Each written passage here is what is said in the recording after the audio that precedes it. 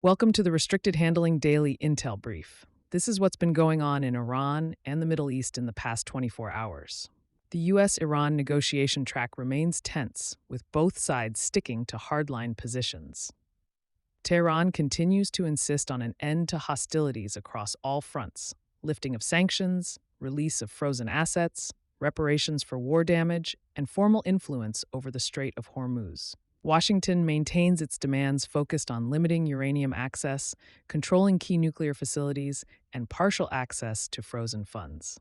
Pakistan continues its mediation, shuttling proposals back and forth, but neither side is making the first move. The standoff persists, and time is running short as positions remain rigid. We've seen a new flare in the Gulf, with an update on the Barakah Nuclear Power Plant. Emirati authorities reported that 3 drones approached from Iraqi airspace. 2 were intercepted, but 1 struck an electrical generator outside the inner perimeter. Emergency systems restored power immediately, and the IAEA confirmed no radiation release. While the damage was limited, it's a stark reminder that Iran-linked forces can still reach critical infrastructure despite U.S. and Gulf defenses. UAE Presidential Advisor Anwar Gargash called the strike a dangerous escalation, and Saudi Arabia also intercepted drones from Iraq, showing that the Gulf is now both a theater and a target. The Strait of Hormuz remains the central pivot of the conflict. Iran is reportedly formalizing a traffic management system through the strait, asserting control along designated routes and maintaining its de facto chokehold on global energy flows. The U.S. rejects any arrangement that would legitimize Iranian oversight or toll collection. Meanwhile, U.S. naval forces have redirected more than 80 commercial vessels and disabled 4 since the blockade began in mid-April, creating a de facto dual blockade scenario. This continues to have consequences for global shipping, supply chains, and energy markets. Energy markets are feeling the pressure. Brent crude hovered around $112 a barrel, with WTI also ticking higher. Early estimates suggest the Iran war has cost global companies roughly $25 billion, with airlines absorbing about $15 billion in extra fuel costs alone.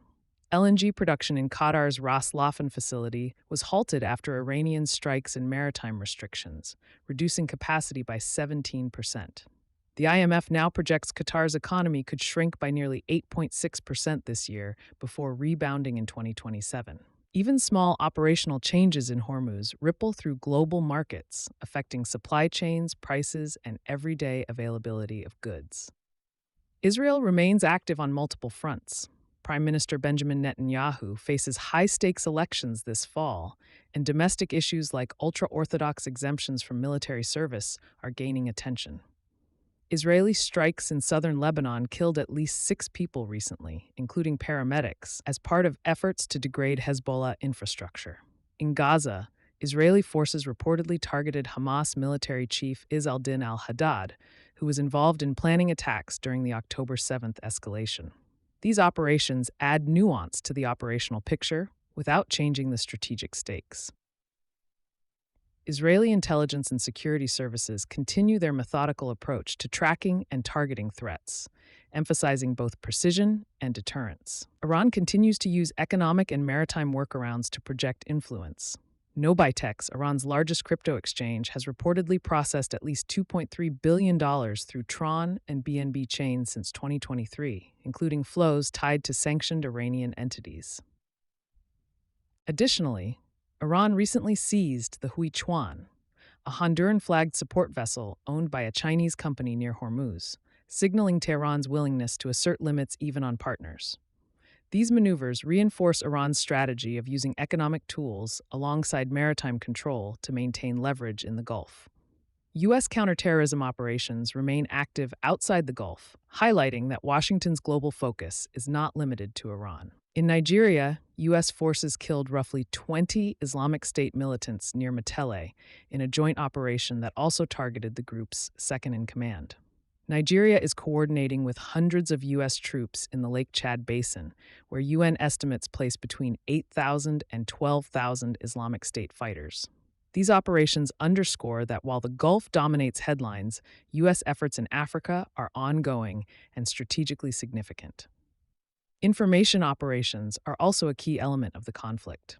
IRGC-linked media has reportedly attempted to shift blame for the Barakah strike towards Saudi Arabia, highlighting Tehran's use of narrative and misinformation to drive wedges among Gulf partners and maintain leverage.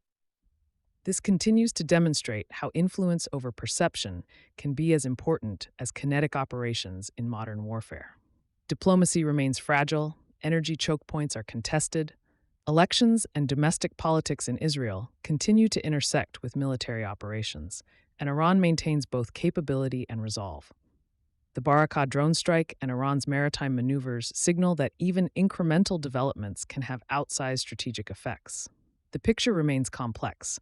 Minor actions ripple across energy markets, regional alliances, and global perceptions, shaping the next phase of U.S., Israeli, and Iranian calculations. Thanks for listening. If this was useful, a quick review or comment helps others find the show. For deeper coverage, check out our daily intel brief on Substack at restrictedhandling.substack.com. Have a great day.